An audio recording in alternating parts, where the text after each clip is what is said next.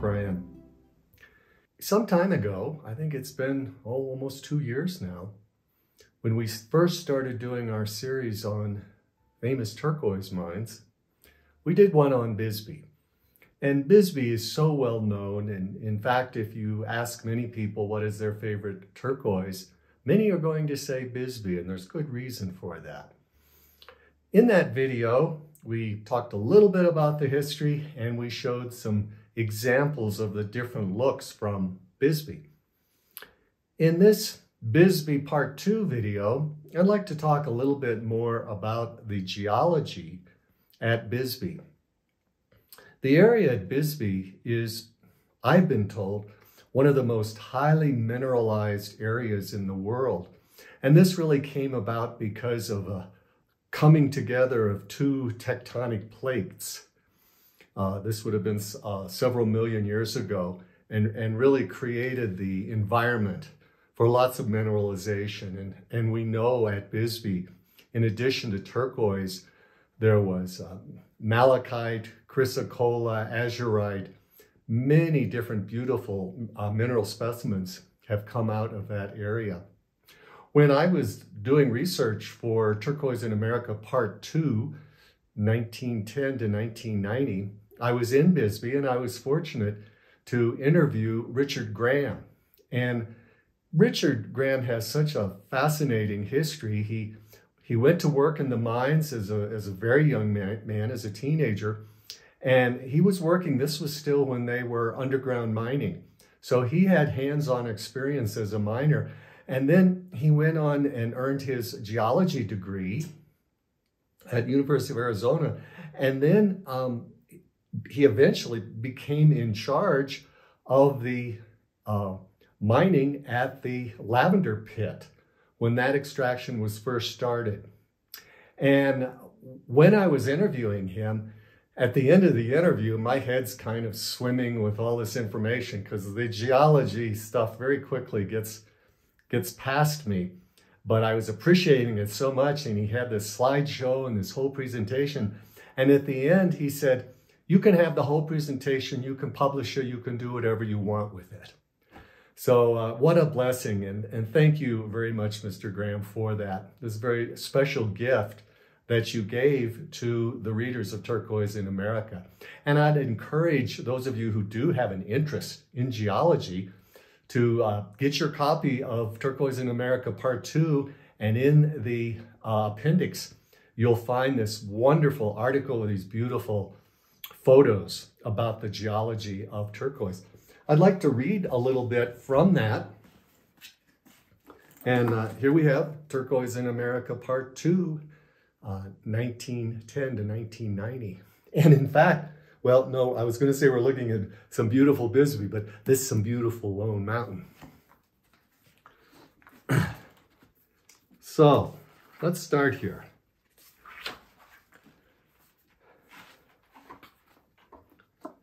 Phelps Dodge and other companies in Bisbee from 1880 until the mines closed in 1975 had an extremely enlightened policy towards mineral recovery.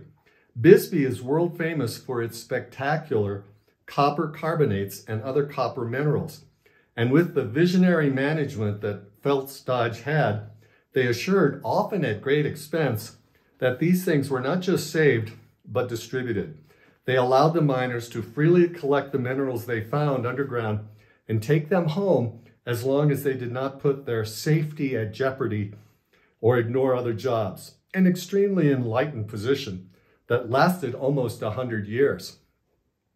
And we do mention in the first part here of Turquoise in America that there is mention of turquoise being found as early as the first decade, 1900, but this would have just been the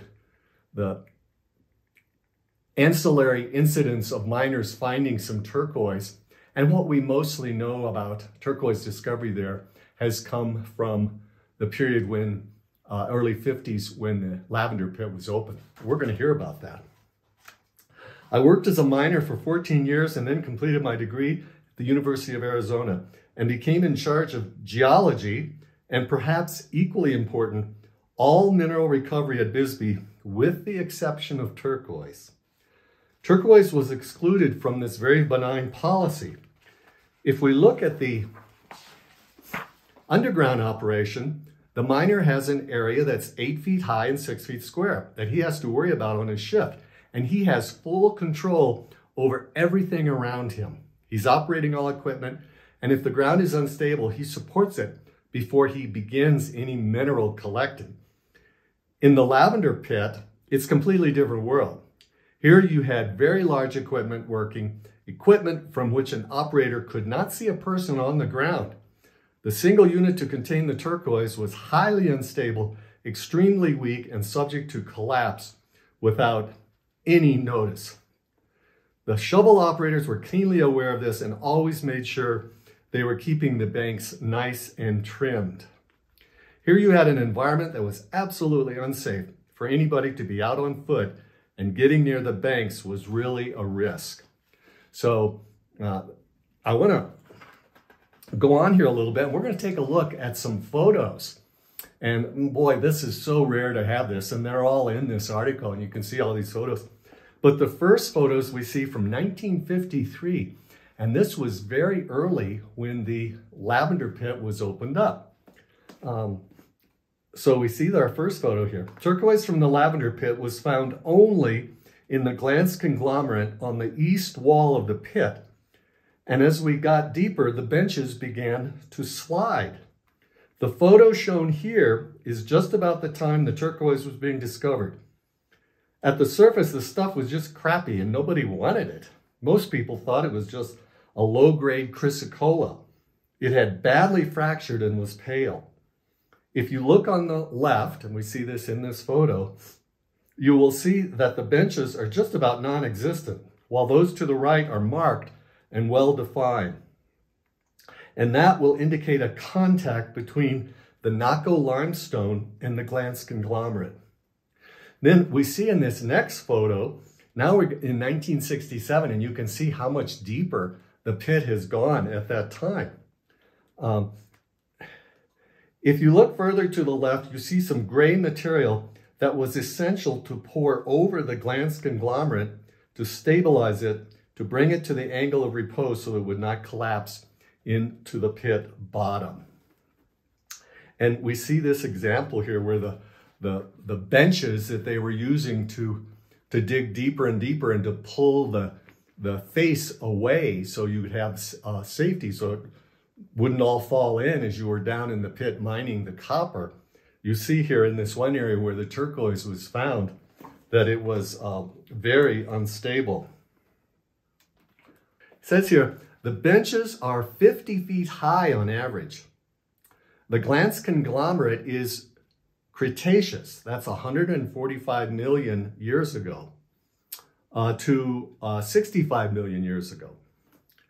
Whereas the ore deposit is Jurassic, 205 million to 145 million years ago. A big time difference. A deep canyon had been incised in the limestone and then in Cretaceous times filled with the glance conglomerate. So he goes on to say here, the glance was a post-mineral unit of Cretaceous age, as I mentioned. There can be little doubt that the elements necessary for the formation of the turquoise, aluminum, copper, phosphorus, was the mineralized oxidizing Sacramento complex. That's a geological complex.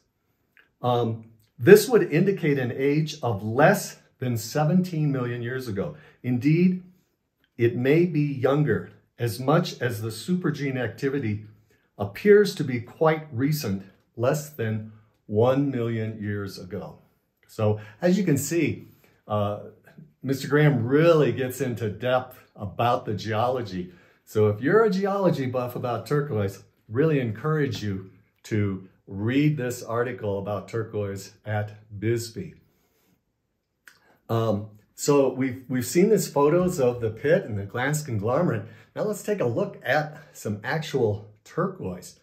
And the last two photos are courtesy of Arlen Ben. And in Turquoise in America Part 2, we have the Turquoise Gallery, which contains all of these wonderful photos of turquoise done by Arlen Ben.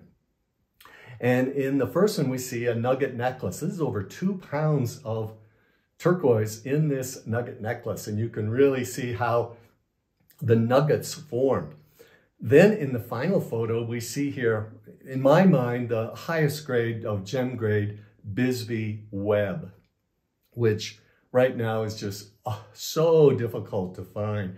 And if you do, you better be willing to pay for it because it's going to be quite costly.